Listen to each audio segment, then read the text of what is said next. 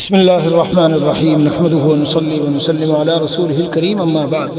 ہاں میرے بھائیو، الحمدللہ اللہ تعالیٰ کا فضل ہے، ابھی تک ہم رمضان مبارک کے بابرکت مہینے میں ہیں، اور رمضان مبارک کی مبارک راتوں میں اور ان راتوں کی خاص خصوصی اللہ کی جو رحمتیں ہیں ان کے سائے میں ہم ہیں۔ ان قریب یہ مہینہ گزر جائے گا۔ میرے بھائیو، ایک بات بہت اہم یاد رکھنے کی ہے، کچھ چند دنوں، مہینوں، ہفتوں کے لیے آدمی پکا سچا مسلمان بن جائے، دین پر چلنے لگے، احکام کوئی پابندی کرے، ٹی وی بھی چھوڑ دیا اور یوٹیوب بھی چھوڑ دیا، اور اسی طرح بے پردگی کا جو تھا سب کچھ چھوڑ دیا، اور بالکل نیک بن کے رہ رہا ہے، اور جیسے ہی عید ہوئی پھر سے سارا سب کچھ شروع۔ اس پر کامیابی نہیں ہے، کامیابی کا مدار نہیں ہے میرے بھائیوں۔ قرآن کریم میں اللہ عز و جل فرماتے ہیں ان الذین قالوا ربنا اللہ ثم استقاموا۔ ربنا اللہ کہہ دیا، ہمارا رب اللہ ہے، اس عقیدے پر اور اس کے تقاضے پر چلے، لیکن ثم استقاموا، موت تک اس پر جم کے رہنا۔ وَاعْبُدْ رَبَّكَ حَتَّى يَأْتِيَكَ الْيَقِينُ، اپنے اللہ کی عبادت کرو موت آنے تک۔ تو احکام کی پابندی، دین پر جمنا، اللہ تعالیٰ کی یادیں، جس طرح رمضان میں ہم یعنی ٹھیک ہے کہ رمضان میں الحمدللہ کافی زیادہ، مگر بنیادی دین کے جو تقاضے ہیں میرے بھائیو، ابھی عید ہوگی تو یہ نہیں کہ عید کے بعد فوراً ہی پتہ چلا نماز قضا ہونے لگی، جماعت مسجد کی چھوٹنے لگی، تکبیر اولیٰ کی پابندی تھی وہ چھوٹنے لگی، بے پردگی شروع ہو گئی، یوٹیوب میں ادھر ادھر چلنے لگے۔ تو میرے عزیزو، جو انوارات آپ کو رمضان میں حاصل ہوئے، جو قلب میں ایک نور اور ایک روشنی اور ایک صفائی ملی ہے، پھر سے وہ گندگیوں سے بھر جائے گی۔ استقامت فاستقم کما امرت، جو احکام جس طرح دیے گئے جم کے رہیے اس پر، کب تک؟ حتی یاتیک الیقین، موت آنے تک۔ اس لیے قرآن کریم نے کیا فرمایا؟ جنہوں نے ربنا اللہ کہا ثم استقاموا، پھر اس پر جمے۔ تو نہ چھوٹے مجھ سے یا رب، تیرا چھٹنا ہے غضب، یوں میں راضی ہوں مجھے چاہے زمانہ چھوڑ دے، نفع دینی دیکھ تو دنیا کی بہبودی نہ دیکھ، مرضی حق پر نظر رکھ مصلحت کوئی نہ دیکھ، تو اکیلا تیرے دشمن سینکڑوں یہ بھی نہ دیکھ، قدرت حق پر نظر رکھ اپنی کمزوری نہ دیکھ۔ یہ اشعار میں پڑھ رہا ہوں کہ اب جو عید ہو جائے گی اور پھر سے ہم دوبارہ ایک عام زندگی میں آئیں گے، میرے عزیزوں، میرے بھائیوں، بیانات سنتے رہے اور عبادات میں رہے اور تقوی کے ساتھ چلتے رہے۔ استقامت، یہ 100 سال استقامت فوق 1000 کرامت، استقامت 1000 کرامتوں سے بڑھ کر ہے، سب سے بڑی کرامت ہے، سب سے بڑی کرامت ہے۔ 24 گھنٹے دین پر اس طرح جم کے چل رہا ہے کہ کوئی اللہ کا حکم چھوٹتا نہیں اور ٹوٹتا نہیں۔ اس حال میں بندے کو موت آنی چاہیے، لا یلتفت یمینا ولا شمالا، نہ ادھر متوجہ ہوتا نہ ادھر، بالکل سیدھی راہ پر قائم ہے۔ نہ ہو بہت زیادہ نفلیں، نہ ہو بہت زیادہ مستحبات، نہ ہو بہت زیادہ راتوں کا جاگنا، لیکن میرے عزیزوں، گناہوں سے بچ کر، صغائر و کبائر سے بچ کر۔ سنو ایک بات، بہت اہم بات عرض کرتا ہوں، یہ جو گناہ ہم صغیرہ سمجھتے ہیں اور چھوٹے گناہ سمجھتے ہیں، جب کوئی آدمی مسلسل کرتا ہے، یعنی کیا اور پھر آگے پھر کر لوں گا، پھر کر لوں گا، چھوٹا ہی تو ہے، صغیرہ ہی تو ہے، کیا ہوتا ہے آج کر لیا پھر کر لیں گے، پھر کر لیں گے۔ تو صغیرہ پر اگر تسلسل سے کرنے کا ارادہ ہو، اسے کہتے ہیں الاصرار علی الصغیرہ، صغیرہ پر اصرار کرنے سے وہ بھی کبیرہ ہو جاتا ہے۔ اس لیے میرے بھائیو، اس کو بچاؤ۔ اور جو رمضان مبارک میں ایک عادت بنائی ہے اور ماشاءاللہ طبیعت میں ایک دین کی طرف اور عبادات کی طرف اور ذکر و اذکار اور تلاوت کی طرف ایک طبیعت بن گئی، اسے قائم رکھنا ہے، اسے مضبوطی سے پکڑے رکھنا ہے۔ بس یہی کہنا چاہتا ہوں، ورنہ سارے بیان، ساری عبادات کے جو کچھ انوارات، جو دل میں جو کچھ حاصل ہوا، وہ سارا سب میں گزر سے بڑھ جائے گا، سب پھر سے دوبارہ ظلمتیں اسی طرح آ جائیں گی۔ اس لیے کوشش کیجئے عید کے بعد سے اپنا نظام الاوقات زندگی کا بنائیں، اس نظام الاوقات میں مختصر کچھ وقت تلاوت کے لیے بھی ہو، کچھ ذکر اللہ کے لیے ہو، اور اس کا خاص اہتمام ہو کہ مسجد میں تکبیر اولیٰ کے ساتھ نماز پڑھنی ہے۔ اور میں تو خاص ایک بات کہا کرتا ہوں، وہ ممالک ایسے ملک کے جن کے اندر 15 منٹ پہلے اذان ہوتی ہے تو اذان کو تکبیر سمجھو بھائی. جب حی علی الصلاۃ حی علی الفلاح کہا جائے تو چاہے جیسے ہی کام ہو سب چھوڑ دو.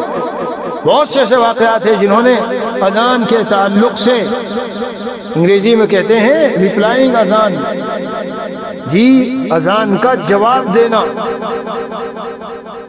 رسپیکٹنگ اذان، اذان کا احترام کرنا. یعنی جب اذان ہو رہی ہے تو بات چیت وغیرہ نہ کریں، اطمینان سے یکسوئی کے ساتھ متوجہ اللہ ہوگا اس کو سنیں. تو رسپیکٹنگ اذان اور ریپلائنگ اذان اور رسپونس فور اذان، یعنی جب اذان دے دی گئی کہیں کے لیے دی گئی بھائی، نماز پڑھنے کے لیے دی گئی. ہم اذان کے بعد بھی اپنے کاموں کو جاری رکھتے ہیں اور باتوں کو جاری رکھتے ہیں اور مجلس محفل ہماری چلتی رہتی ہے. میرے عزیزوں اور بھائیوں، یہی بات خواتین سے بھی کہتا ہوں، اور عامةً خواتین کی عادت ہوتی ہے اذان ہو گئی تو سمجھتی ہے کہ یہ تو مردوں کے لیے ہے، مسجد جائیں گے نماز پڑھیں گے، ہمارے لیے تو بہت لمبا وقت ہے. جب دیکھا کہ وقت میں آدھا گھنٹہ رہ گیا، بھاگ بھاگ کے جلدی سے وضو کر کے نماز پڑھتی ہے. کیا طریقہ ہے بھائی؟ ہائے ہائے. اس لیے چاہیے، ایمان کا تقاضا ہے کہ اللہ اپنے در پہ بلا رہے ہیں تو جی وہاں جائیے اور تصور کیجئے کہ میرے مولا نے مجھے توفیق بخشی ہے کہ میں اللہ کے سامنے کھڑا ہوں. میرے مولا نے مجھے توفیق دی ہے کہ میں اللہ کے سامنے سجدہ کر رہا ہوں. میرے رب نے مجھے توفیق دی ہے کہ میں اپنے اللہ کے سامنے سر جھکائے ہوئے ہوں. بہرحال آج میں یہ کہنا چاہتا ہوں اپنے تمام احباب سے، متعلقین سے اور تعلق اور محبت رکھنے والوں سے، میرے بھائیوں اب رمضان جب گزر رہا ہے تو آپ اس کی فکر کرو کہ دین پر جس طرح رمضان میں ہم چل رہے تھے، کوششوں میں لگے ہوئے تھے، رات دن کی عبادات اور تلاوت ذکر و اذکار اور نمازوں میں تھے، عید کے بعد بھی اس کو مضبوطی سے تھام کے رکھنا ہے. آدمی کا کام پختہ ارادہ کرنا اور اس کی تدبیر اور اسباب اختیار کرنا. نظام الاوقات ابھی سے بنا لو، اس طرح مضبوطی سے اس کو نافذ کرو کہ دنیا کے تقاضے اور طبیعت کے تقاضے ان پر غالب نہ آنے دو. ابھی عید ہی کا دن ہوا تو نکل گئے سیر و تفریح میں، پتہ چلا نماز با جماعت چھوٹ گئی. بھائی نماز با جماعت، ایسے ایسے اکابر اسلاف امت گزرے ہیں میرے پیاروں کہ جنہوں نے کہا کہ ہم نے اپنی زندگی میں کبھی امام کے سوا کسی کی پیٹھ نہیں دیکھی. سمجھے آپ؟ یعنی سب پہ ثانی، دوسری سب میں بھی نہیں رہے، وہ سب پہ اول میں تمام نمازوں میں. اور 40 سال 50 سال تکبیر اولیٰ نہیں چھوٹ رہی ہے. ایسے تو بہت سے کافر ہیں. تو کیا یہ واقعات صرف دلچسپی سے بیان کرنے کے ہیں؟ نہیں میرے بھائیوں، نہیں. ہے جب اللہ کے گھر سے اذان کی آواز دی جائے اور ہم کو بلایا جائے اور پکار کانوں میں پڑ جائے تو میں نے عرض کیا کہ رضان کا احترام کا تقاضا ہے کہ خاموشی بھی اختیار کر لو اور اس کا جواب بھی دو، اور اس رسپونس اذان یعنی اس کا جو تقاضا ہے اس پر عمل کرتے ہوئے مسجد کی طرف چل دو. تو بہرحال یہی استقامت ہے کہ جس پر قرآن اعلان کرتا ہے تتنزل علیہم الملائکۃ الا تخافوا ولا تحزنوا وابشروا بالجنۃ التي کنتم توعدون.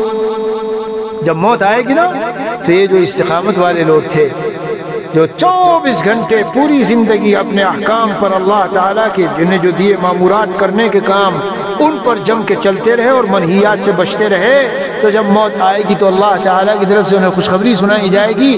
فرشتے اتریں گے اور کہیں گے لا تخافوا ولا تحزنوا، ڈرنا بھی نہیں اور غمگین بھی نہ ہونا. غمگین نہ ہو کہ اچھا مکان چھوٹ گیا، بیوی چھوٹ گئی، بچے چھوٹ گئے، غمگین نہ ہو اور ڈرو بھی نہیں کہ آگے قبر میں کیا ہوگا اور وہاں کیا ہوگا. ارے میاں اللہ اکبر، عالم برزخ تو اتنی عظیم جگہ ہے، ایسا بڑا عالم ہے. مجدد تھانوی رحمۃ اللہ علیہ نے لکھا ہے، فرمایا ماں کے پیٹ سے بچہ جب نکلتا ہے اور وہ اس عظیم دنیا میں آتا ہے تو جو نسبت اس دنیا کو ماں کے پیٹ سے ہے اس سے کئی گنا زیادہ عالم برزخ کو اس دنیا سے ہے. جب ہم یہاں سے نکلیں گے اور عالم برزخ کے نظارے دیکھیں گے، اگر لوٹنے کے لیے کہا جائے تو کوئی تیار نہ ہوگا. مجدد تھانوی فرماتے ہیں جیسے ماں کے پیٹ میں لوٹنے کے لیے کون کیا ایک بالشتی کی جگہ میں، اور اگر کوئی اس کو خبر دے اس وقت میں کہ تم اتنے عجیب جگہ میں جا رہے ہو جو ہزاروں بالشت اور لاکھوں بالشتی کی جگہ ہے، تو وہ یہ کہے گا کیا بات کر رہے ہو. اسی طرح میرے بھائیوں ایسے لوگوں کو جب موت آئے گی اللہ تخافوا ولا تحزنوا وابشروا بالجنة التي كنتم توعدون، اس جنت کی خوشخبری لے لو جس کا تم سے وعدہ کیا جاتا تھا۔ یا ایتھا النفس المطمئنہ ارجعی الی ربک راضیۃ مرضیہ، اے نفس مطمئنہ آ جاؤ لوٹ آؤ اپنے رب کی طرف۔ میں بیانوں میں کہا کرتا ہوں، بہت مرتبہ کہہ چکا لیکن بہت سے نئے سننے والے ہیں، ارجعی الی ربک، اللہ تعالیٰ فرماتے ہیں لوٹ کے آ جاؤ۔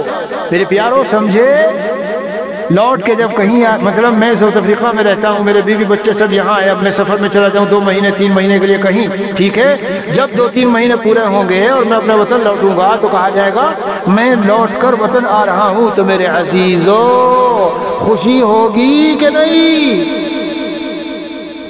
اللہ عز و جل فرماتے ہیں بندے تجھے میں نے دنیا میں عارضی طور پر امتحان کے لیے بھیجا ہے، اور جس دن تو وہاں سے لوٹ کے آئے گا تو اب میری طرف تو آ رہا ہے لوٹ کر، تو تجھے بھی خوشی اسی طرح ہوگی اور اللہ والوں کو واقعی خوشی ہوگی۔ موت سے پہلے وہ لمحات انہیں دکھا دیے اور بتا دیے جائیں گے جب وہ خوشی خوشی آخرت کی طرف چلے جائیں گے۔ اور کثرت کے ساتھ ایسا ہوتا ہے، بات سے بات نکلی تو عرض کر دوں، بکثرت ایسے ہوتا ہے، یہ جو نیک بندے ہوتے ہیں نا، یہ جب ان کا بالکل آخری وقت ہوتا ہے تو ایسے بولتے رہیں گے، کہیں گے وہ آیا تھا فلاں اور وہ آئے ہیں چند مجھے لینے کے لیے آئے ہیں، کہہ رہے ہیں چلو، اور وہ فلاں فلاں میرے انتظار میں ہے۔ کون؟ جو نیک لوگ پہلے سے دنیا سے چلے گئے تھے، ان ارواح کو پتہ چل جاتا ہے کہ ہمارا فلاں آنے والا ہے، تو وہ وہاں خوشیاں مناتی ہے۔ اور جب یہ شخص بھی یہاں سے جاتا ہے، اللہ اللہ اللہ اللہ تعالیٰ ہم سب کو اپنی رحمت سے، میرا پروردگار میرا محبوب اللہ اپنی رحمت سے ہمیں ایسی موت دے کہ اللہ کی ملاقات کا شوق ذوق اور عالم آخرت کی طرف جانے کے لیے پورا شرح صدر سینہ کھلا ہوا ہو اور خوشی طبیعت میں چھائی ہو، اور ہم یہ محسوس کر رہے ہوں آج وہ دن آ گیا ہے کہ جب ساری زندگی کی نمازوں کی تلاوت کی اور جو کچھ میں نے محنت مجاہدے میرے رب نے مجھے توفیق دی تھی، اب ان کی اجرت لینے کا وقت آ گیا۔ ان کا اجرت نہ کہیے، ان کا بدلہ ملنے کا اب وقت ہے۔ جیسے میرے عزیزوں یہ بھی ایک بات سمجھنے کی ہے کہ ابھی عید کی رات آ رہی ہے، یہ بھی بڑی بابرکت رات ہوتی ہے۔ ہاں حدیث پاک میں آیا من احیا لیلۃ العیدین، عیدین کی 2 راتوں کو جو زندہ رکھے، زندہ رکھنے کا مطلب تلاوت کرے، اللہ کی یاد کرے، اللہ کے سامنے دعائیں مانگے، قرآن پڑھے، مناجات مقبول وغیرہ وغیرہ، جو ان کو زندہ رکھے تو لم تمت، اس کا دل اس دن نہیں مرے گا، لم یمت قلبہ یوم تموت القلوب، اور کما قال علیہ الصلوۃ والسلام، جس دن دل مردہ ہو جائیں گے، میدان محشر میں جب سب گھبرائے ہوئے ہوں گے اور سب پر لرزہ طاری ہوگا جی، اور بے ہوشی کا عالم ہوگا، اس شخص کا دل اس دن گھبرائے گا نہیں۔ ایک ترجمہ، ایک تفسیر، ایک تشریح بعض علماء نے یہ بھی لکھی ہے، فتنوں کے زمانے میں جب دلوں میں مردنی چھا جائے گی، اس کا دل ایمان کے نور سے اور اللہ کی طرف سے تجلیات خاصہ کے نور سے منور اور روشن رہے گا، وہ مردہ نہیں ہوگا۔ اللہ اکبر کبیرہ۔ اس لیے میرے پیاروں 2 ہی تو راتیں آتی ہیں پورے سال میں، 2 راتیں، اور لیلۃ الجائزہ کہلاتی ہے وہ رات، انعام کی رات، انعام، سبحان اللہ۔ صبح ہی ملائکہ ان راستوں پہ بیٹھ جاتے ہیں، اور جب یہ جاتے ہیں اور عید کی نماز پڑھتے ہیں اور وہاں جی تو اللہ تعالیٰ کہتے ہیں، فرشتوں پر فخر کرتے ہیں کہ میرے ان بندوں کی مزدوری اور میرے ان بندوں کا بدلہ کیا ملنا چاہیے کہ جنہوں نے اچھی طرح سے اپنے سارے اعمال کیے اخلاص کے ساتھ اور ایمان و احتساب کے ساتھ، یعنی اجر و ثواب پر پورا یقین بھی ہے اور دل میں پوری امید بھی رکھتے ہیں کہ یہ مل کر رہے گا ہم کو، جنہوں نے دنیا رمضان کے مہینے میں سب کیا ہے، تو ان کا کیا اجرت ہونی چاہیے۔ اللہ عز و جل فرماتے ہیں میری عزت و جلال کی قسم، وہ میں نے ان کو سب کو بخش دیا، فَيَرْجِعُونَ مَغْفُورًا لَهُمْ، جب وہ عیدگاہ سے گھروں کو لوٹتے ہیں تو ان کی سب کی بخشش ہو چکی ہوتی ہے۔ لا الہ الا اللہ۔ اللہ عز و جل اس فضیلت کا مصداق اور مستحق ہم سب کو بنائے۔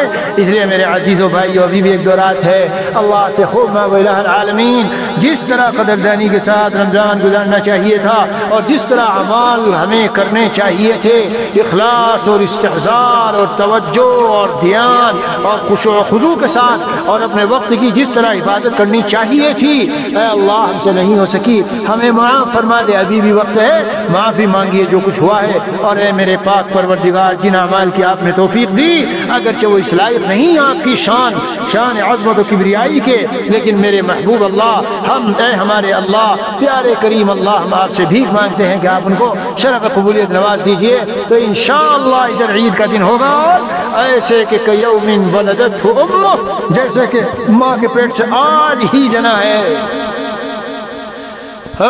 اس لیے میرے بھائیو خاص بات یاد رکھو، استقامت، رمضان ابھی گزر رہا ہے، اخیر ہے، تو اپنی کوتاہیوں اور تلافیوں پہ معافی مانگو، اور جو کچھ ہوا اللہ تعالیٰ کا شکر ادا کرو، اللہ تیرا شکر ہے، اور قبولیت مانگو۔ ربنا تقبل منا، اس کا معنی علماء نے کیا لکھا؟ اے اللہ ہمارے رب قبول فرما لیجئے، یعنی اس لائق تو نہیں کہ ہمارے اعمال قبول ہوں، لیکن اپنی شان کرم سے آپ قبول کر لیجئے۔ جب آپ نے توفیق دی تراویح میں کہ ہم کھڑے بھی ہوئے، ہم نے سجدے بھی کیے اور تراویح ہم نے پڑھی، اور آپ نے جب توفیق دی کہ ہم نے اتنی تلاوت کی ہے، اللہ قبول فرما لیجئے، تو یہ بھی مانگو۔ اور عید کی رات کو خالص بس ایسے کہ آج عید کا چاند نظر آیا تو 2-3 گھنٹے تو سارے گھر والے مل رہے ہیں، باتیں کر رہے ہیں اور فون کر رہے ہیں اور میسیجز، اور پھر سے وہ سیل فون ہاتھ میں آ گیا اور یوٹیوب میں جا کے خبریں دنیا بھر کی چیزیں دیکھ رہے ہیں، پتہ چلا 2, 11, 12, 1 تو ایسے بچ گیا۔ ارے اللہ کے بندے، یہ رات بھی مبارک ہے، بہت فضیلت والی ہے، جی ہاں، اس رات میں بھی اہتمام کرو۔ اور اس کے بعد اگلا دن ہے، ماشاءاللہ ملو خوشی کے ساتھ، ایک دوسرے کے ہاں جاؤ، اور سب جی انشاءاللہ اس کے متعلق کچھ باتیں عرض کروں گا عید کے دن کے متعلق انشاءاللہ۔ جی بعض ایسی چیزیں ہیں کہ جو بہت زیادہ اہم ہے بتانے کی، بہت سی بے پردگیاں ہوتی ہے، بہت سے احکام ٹوٹتے ہیں، ان سے ہمیں بچنا ہے۔ اور میرے بھائیو بس یاد رکھو، استقامت یعنی دین پر جمنا۔ جانتے ہو ایک شخص، ایک ابال آیا، جیسے ہانڈی میں ابال آتا ہے، تو ابال آنے کے بعد بتاؤ وہ برقرار رہتا ہے نہیں رہتا، وہ نیچے آ جاتا ہے۔ تو ایسی حالت ہماری نہ ہو کہ رمضان میں ایک ابال تھا، رات دن لگے ہوئے تھے، ایک دم سے پھر نیچے آ گئے، نہیں، جمیے استقامت۔ اسے میں نے ایک دن بیان میں کہا تھا کہ سددوا وقاربوا، اعتدال کی راہ اختیار کرو، اس پر جمنا آسان ہوتا ہے۔ ان اللہ لا یمل حتی تملوا، تو اللہ تعالیٰ نہیں تھکیں گے اجر و ثواب دینے میں، تم تھک جاؤ گے، چھوڑ بیٹھو گے عمل، جب چھوڑ بیٹھو گے ثواب بھی ختم ہو جائے گا۔ اس لیے اس طرح درمیانی انداز کے اعمال کرتے رہو۔ اللہ عز و جل برترم تک ہم سب کو استقامت نصیب فرمائے، دین پر جمنا نصیب فرمائے۔ ہمارا جس دن سانس نکل رہا ہو اس وقت تک ہم اللہ تعالیٰ کے دیے احکام کو مضبوطی سے تھامے ہوئے ہو، پکڑے ہوئے ہو۔ بس یہی آج کا مضمون ہے۔ جی میں حرم میں تھا ایک مرتبہ، تو رمضان کے بعد جیسے ہی جمعہ آیا تو وہاں کے امام حرم نے اسی عنوان پر تقریر کی اور خطبہ دیا، اور لمبا خطبہ دیا، اور خلاصہ یہی تھا کہ اے صائم اور قائم باللیل اور صائم بالنہار لوگوں، اے دن میں روزہ رکھنے والے اور رات کو نفلیں پڑھنے والے اور تراویح پڑھنے والے لوگوں، کہیں ایسا نہ ہو کہ رمضان گزرتے ہی تم سب کچھ کو کھو بیٹھو۔